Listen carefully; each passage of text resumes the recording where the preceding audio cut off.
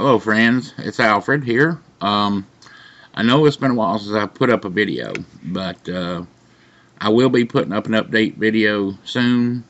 Just had to get this one out. It's time sensitive, and it is a call to action video for anyone that loves history, veterans, America, and freedom. As many of you know, I deal a lot of history stuff here in Stockbridge, Georgia. And every April, I go before them asking for a proclamation honoring and recognizing Confederate Memorial Day and our Confederate veterans, and have received them over the years. This year, I did as I always do, and I have paperwork, documentation proving it. I have emails here that I sent on March the 10th, and I will read it to you. And it says, I would like to be placed on the agenda for the work session meeting on March 29th, 2016 for requesting a proclamation acknowledging Confederate History and Heritage Month in April at the April meeting on the 11th. And after the agenda was posted, I looked and I was not on the agenda. So I emailed back to the city. And I emailed them back on the March 24th and said, wanting to know if you got this request sent on March the 10th. And I seen the agenda, and I am not listed. Thank you very much. I received a reply from the city, and the reply says, and I got this reply on the 24th also, quick response, says scheduled for April the 11th agenda.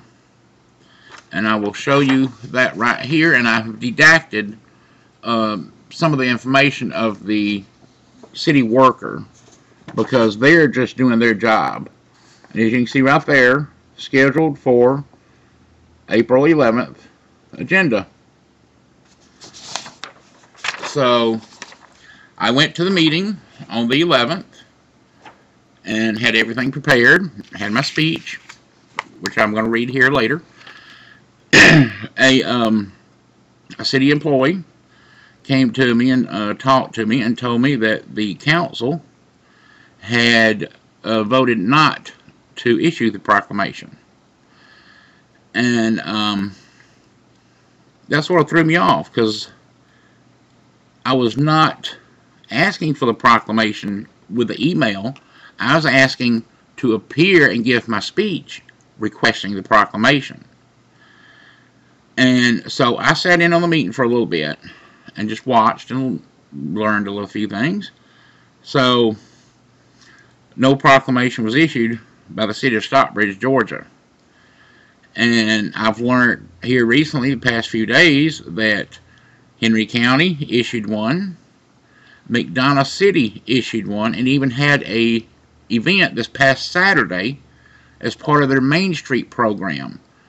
They had people in the square having a memorial service and dedication for our Confederate veterans that are considered American veterans by the U.S. government that Stockbridge does not want to recognize.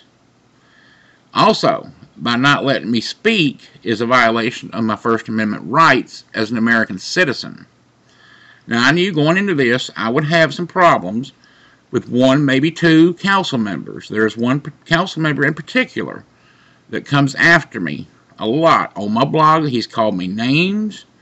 He has defamed my character on social media. He is a junior councilman who basically does not know what he's doing. And that's my opinion. And he's constantly calling Stockbridge Atlanta South. Folks, let me give you a little bit of a geography lesson. Stockbridge, Georgia is 30 plus miles south of Atlanta. We are not Atlanta South. We are Stockbridge, Georgia.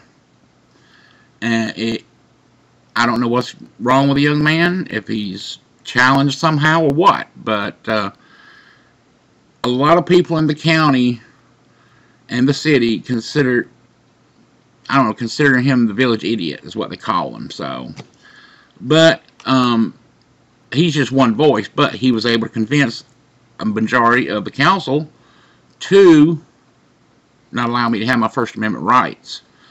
So, this call to action video, in the description box below, you will find the city council members' names and email addresses, their city council's address, their phone number, and their fax number. And if you will note, too, that we only have the council and the mayor pro tem. We do not have a mayor yet. We have been without a mayor for over, going on 7 months, I believe, because the previous mayor resigned amid controversy. And again, this junior council member has tried to get things swaggled his way. So we're in the midst with no mayor, no leadership in the city, and with the exception of the mayor pro tem and the council. And so right now I would like for y'all to email them, call them, snail mail them, or fax them. Let them know your displeasure with quashing the First Amendment right of a citizen of this county to honor American veterans. This is wrong. Some of y'all may understand and remember that Stockbridge has had a bad time a few times with honoring veterans. One time we had a mayor that would do nothing for Memorial Day, Veterans Day, or anything like that. And y'all came to the aid then and did a very good job. So I'm asking for this again. And I will go ahead and read what I was going to speak on that night. The young council member is always touting diversity. He wants a more diverse city. I can understand that. So I did some research, which I love doing research on history, and I was going to give him a history lesson. I mean, if he can understand it, I don't know. So, on diversity of the Confederate Army. So this is what I was going to speak that night. And it goes, Good evening, Mayor Pro Tem, City Council, and citizens. I am Alfred Brett, founder of the Cemetery Research Group of Henry County and co-founder of the B&M Civil War Research Group. I come to you to request a proclamation and recognition of Confederate History and Heritage Month in April. Now, I know some may not like this, but let's remember something. It is our history. It happened. There is no denying it. If you are to grow to be a better people, we must learn from our past. In some ways, the federal government has learned that they provide Confederate tombstones for the graves of Confederate veterans. And that was started in 1958, when Congress created a law making Confederate veterans American soldiers with all the respect of Union soldiers. That is just one way they honor them even today at West Point Military Academy. The tactics of many of the Confederate generals is taught. Now, I have been hearing a lot of talk about wanting to do away with everything Confederate to be a more diverse society. What these people do not understand is diversity includes Confederate heritage and their history. With that, I would like to share a little known diverse Confederate history with you. While there are only a few hundred Asians living in the South at the time of the war, records exist for several of them becoming Confederate soldiers. Charles Chung, a Chinese national, was a private in Company K of the 24th Texas Dismounted Cavalry Regiment, CSA. He was killed at the Battle of Franklin, Tennessee on November 30th, 1864, and is buried on the battlefield. Another Asian Confederate was William Henry Quan of Company B, 15th or the 12th Virginia Battalion of Light Artillery. Quan is a Cantonese Chinese name. Perhaps the most famous Asian Confederate soldiers were the two sons of the famed P.T. Barnum Circus world-renowned Siamese twins, Chang and Ing Bunker. The Tai twins took the name Bunker to Americanize themselves.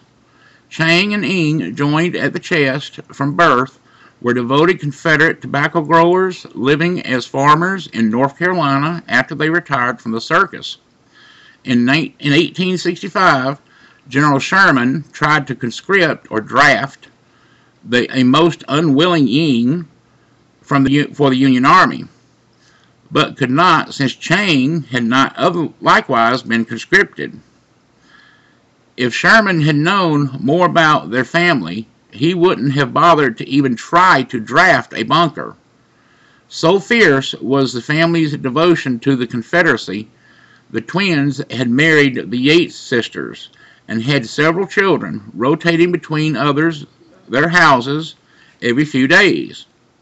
During the war, the Bunkers strongly supported the South, providing food, clothing, and nursing to the Confederate troops.